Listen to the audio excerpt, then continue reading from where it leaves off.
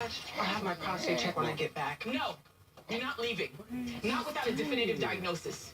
You need to have all of this checked out, and you will leave. You wanna know why I don't come back that much? I don't always need everybody judging my choices, okay? Please, the family.